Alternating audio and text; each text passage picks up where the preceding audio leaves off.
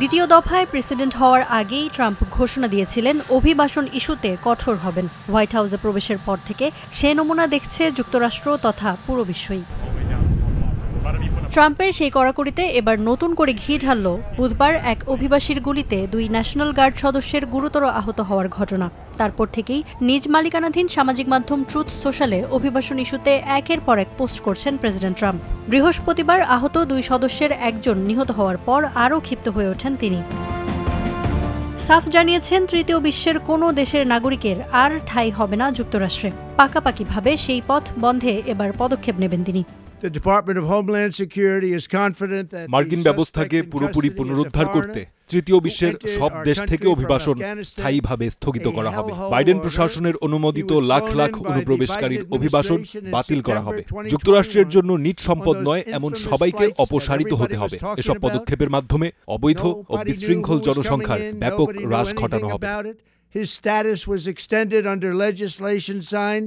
হুঁশিয়ারি দিয়েছেন নাগরিক নন এমন সবার জন্য সব ধরনের ফেডারেল সুবিধা ও ভর্তুকি বন্ধ করে দেবেন। বাতিল করবেন অভ্যন্তরীণ শান্তি বিঘ্নিত করে এমন অভিবাসীদের নাগরিকত্ব। বলেছেন পশ্চিমা সভ্যতার সাথে মানিয়ে নিতে পারছে না এমন সব বিদেশিদের দেশছাড়া করবেন তিনি।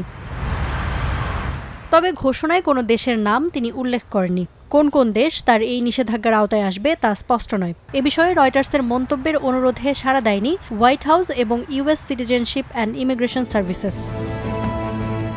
তবে আরেকটি ঘোষণায় ইউএস সিটিজেনশিপ অ্যান্ড ইমিগ্রেশন সার্ভিসেসকে যুক্তরাষ্ট্রে বসবাসরত 19 দেশের গ্রিন কার্ডধারীদের পাসপোর্ট পুনঃযাচাইয়ের নির্দেশ দিয়েছেন ট্রাম্প। এর মধ্যে ইরান, আফগানিস্তান, ইয়েমেন, লিবিয়া ও ভেনেজুয়েলা যেমন রয়েছে, তেমনি রয়েছে মিয়ানমার, সোমালিয়া, সুদানের মতো সংঘাতপূর্ণ দেশও। রয়েছে চাদ, কঙ্গো প্রজাতন্ত্র, Equatorial Guinea, Eritrea, Haiti, Burundi, Cuba, Laos, Sierra Leone, Togo ও তুর্কমেনিস্তান। এর আগে বুধবার দুপুরে হোয়াইট হাউসের সামনে দায়িত্বরত অবস্থায় এক বন্দুকধারীর গুলিতে গুরুতর আহত হন ন্যাশনাল গার্ডের 2 সদস্য। বন্দুকধারীর সাথে বেশ কিছুক্ষণ গোলাগুলি হয় তাদের। আহত হন বন্দুকধারী নিজেও। এ ঘটনায় তাৎক্ষণিকভাবে আটক করা হয় সন্দেহভাজন ওই বন্দুকধারীকে।